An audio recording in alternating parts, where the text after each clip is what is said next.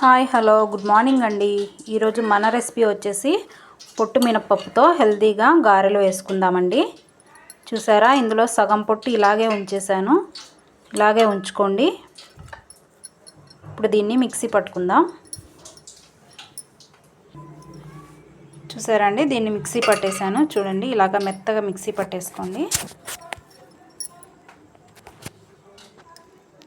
ఇందులో కొత్తిమీర, జీలకర్ర, పచ్చిమిర్చి, అల్లం వేసేద్దాము. నేను ఆనియన్స్ వేయట్లేదు, ఎందుకంటే స్వామికి పెట్టాలి కదండి. ఆనియన్స్ వేయట్లేదు.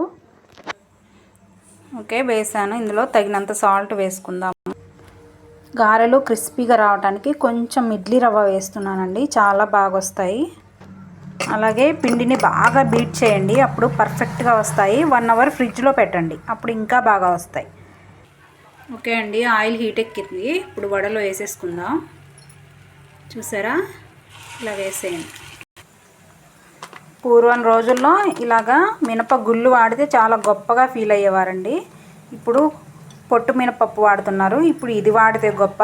చూసారా, ఇటుదటు అయిపోయింది. ఓకే అండి, ఏదేమైనా కానీ మళ్ళీ పాతకాలం వంటలు వస్తున్నాయి. అలాగే పాతకాలం రావాలి, పాతకాలం మనుషులు కావాలి.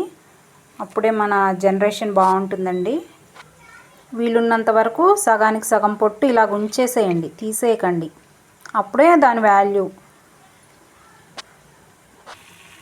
చూసారా, మన గారెలు వేగిపోయాయండి. ఇప్పుడు వీటిని తీసేసుకుందాం.